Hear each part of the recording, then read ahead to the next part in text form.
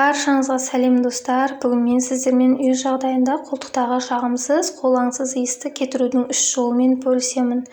Ең бірінші жолы жарты стакан қайнаған жылы суымызға 1 шай қасық перекс водорода, яғни сутегі асқын тотығын қосып, жақсылап араластырамыз.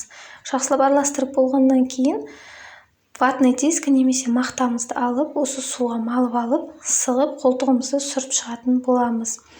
Қолтығымызды таңертең және кешке осы әдіспен сүртіп отырамыз. Бұл әдіс қолтықтағы бактериялар мен вирустарды өлтіреді және күні бойы қолтығыңыздың сасымауына көмектеседі. Және де екінші әдісіміз бізде лимон, жақсылап тазартылған, жуылған лимонымызды алып, ортасынан бөліп дөңгелектеп кесіп аламыз. Дөңгелектеп кесіп алынған лимонымызды алып, қолтығымызды сүріп шығатын боламыз. Осы лимонмен сүрткеннен кейін қолтығыңызға ештеңе жағудың қажеті жоқ. Бұл әдістен кейін қолтығыңыздың иісі кетеді. Бұл әдісті күніне 3-4 рет пайдаланып отыруға болады.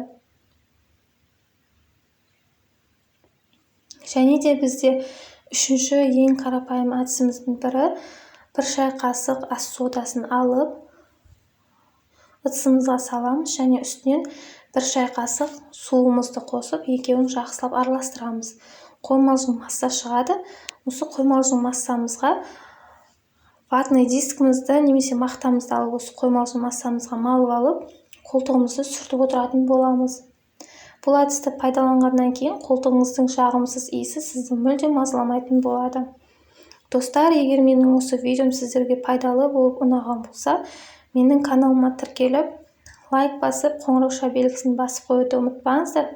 Алда көптеген осындай пайдалы кеңестермен бөлісіп отыратын боламын. Сіздермен болған Фируза, сау болыңыздар.